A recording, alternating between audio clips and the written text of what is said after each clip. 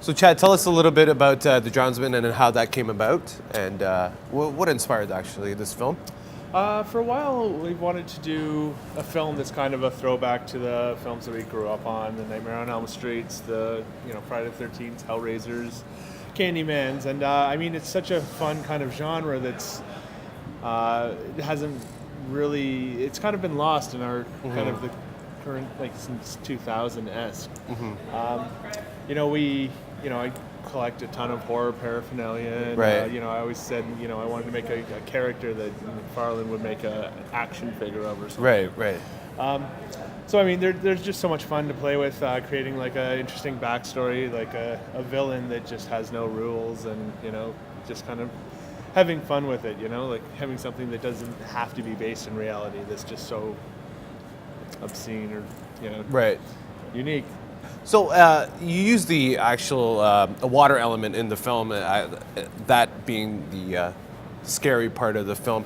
For me, when I think about the classic, the first Friday the 13th, at the end of the scene where she's on the boat and Jason comes up and gets the girl in the boat. So can you please talk about like the water element in the film and how that you use that as a scare tactic, sort of. Well, I mean, we started out and wanted to make a movie that would scare the 12-year-old me. And I was always terrified of water. I sucked at swimming. I still kind of suck at swimming. Yeah. But we wanted to use that kind of element. There's so many just terrifying movies. There's so many films with like claustrophobic elements of being stuck underwater, being caught under the ice, or caught there's so many things to play with that element. So we just thought we'd play with that, plus the idea that you could spill a glass of water on the floor and a hand could reach out and drag you in. It's everywhere in our world. Tell us about the casting process, and of course you have a nice cast, and can you comment a little bit about that and the whole process? We started with, we did a film with Breakthrough Entertainment, who was the studio that we did Drownsman with. We did a film before called Social, and we had casted Michelle Milet, and she was just such a dream to work with. She did such a great job, and whenever we went into casting with Drownsman, we had her come out and audition just like everyone else. Right. And she killed the role. She did a great job, and we were happy to have her back. And then when we were casting the Drownsman, I've worked with Ryan Barrett on almost every film that I've done, and we always go into the films not saying I want Ryan in this role, but again, Right. he comes out to casting. He's such a talented guy. He did such a great job, and we just knew that we needed someone who would come in and give it his all. Especially he's such a trooper.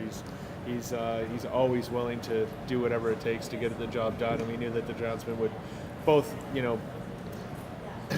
acting wise and just physically, it's such a challenging role considering he's underwater so much. And, he's in this full suit, like prosthetics head to toe, and then being stuck underwater in the pitch black, and it's terrifying on its own. I feel like he's there was times where Barrett was scared on set because he's just like, God, it sucks so bad. It's just like, get this whole thing on, and then I have to duck down, and like after we turn off all the lights and pitch black underwater, it's terrifying.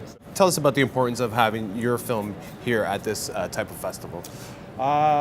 This is the first film that I've had as a director at Toronto After Dark. I've had films here that I've produced before, but I mean, it's such an amazing festival. It's there's not a ton of films that get in, and it's always a challenge. And we've had a ton of films that we've tried to put in and haven't got in. So I mean, the fact that he embraced Drownsman so much, it's an honor for us, and just being able to have our kind of Toronto premiere here. We premiered at Fantasia in Montreal. That was our Canadian premiere. And it went great, but it's so nice to kind of have this Scotiabank Theatre and Toronto After Dark backing the film here for kind of all the people that worked on it. So very nice, very nice. Well, thank you so much for your time, and I hope the Drownsman does really well here at the Toronto After Dark Film Festival. Please talk to us again for any upcoming films, of course. For sure. Thank you. Thank you.